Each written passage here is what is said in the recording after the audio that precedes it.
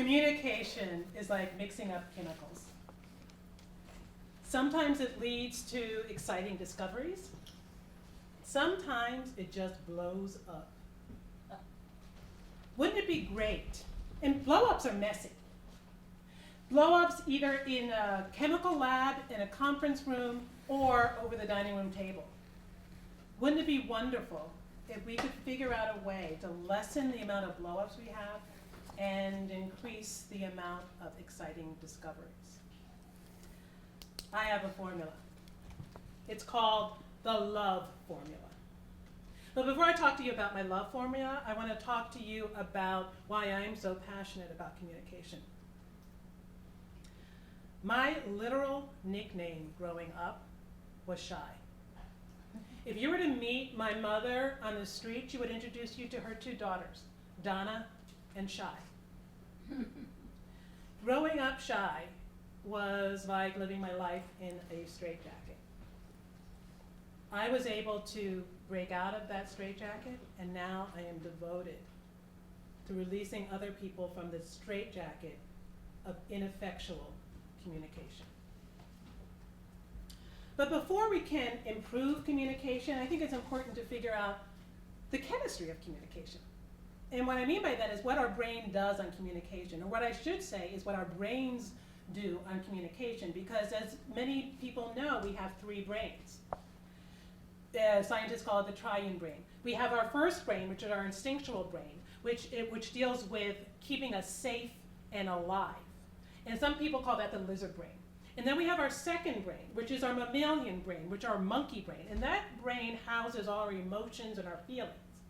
And then we have our human brain, which is our intelligent, rational, decision-making part of the brain. So in order for communication to work, it has to navigate all those three brains. I think of it like if you wanted to get into one of those the hippest, hottest new New York City nightclubs, you'd show up and there'd be a bouncer, right? So the lizard brain is like your bouncer for communication. It checks out the body language, the vocal tone, and it makes sure that it's safe to let that communication in.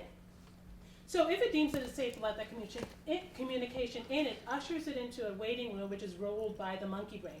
And the monkey brain looks at everything and says, okay, does this trigger any emotion, positive or negative?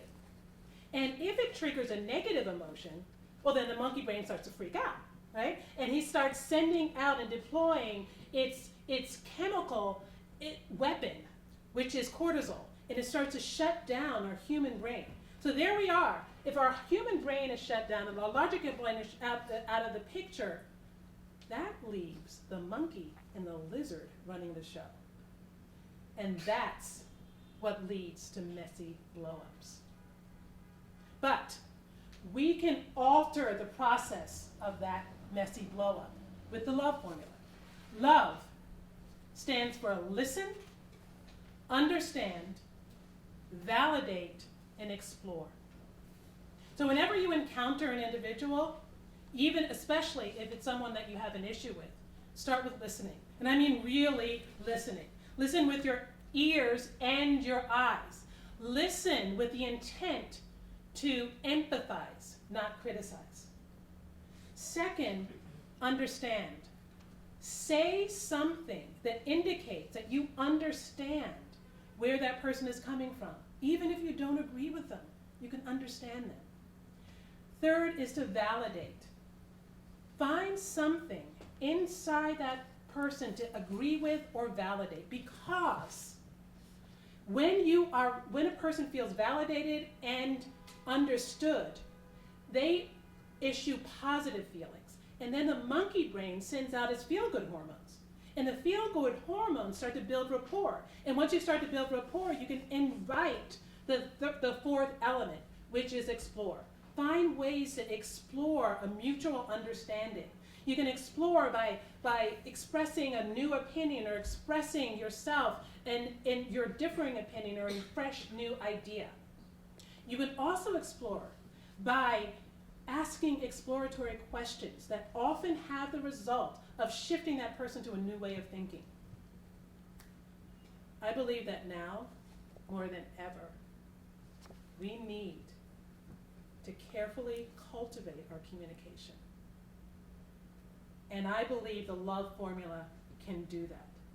So I invite you to experiment with my L.U.V.E. formula so that you will have fewer blow-ups and more exciting discoveries. Robyn Hatcher spoke so impactfully about communication. What I loved most was how she tied in her own personal experience to transforming as a communicator after hearing that she was shy her entire life growing up, and how she is so not shy now as a communicator. And it was wonderful to see that demonstrated on stage, and she really makes a great impact on her audience. So I really enjoyed hearing Robyn Hatcher. She's the ultimate communicator in so many ways, and she captured my attention. I wanted to hear more, and her story is fascinating, and so Robyn kind of kicked off the evening with great energy and excitement.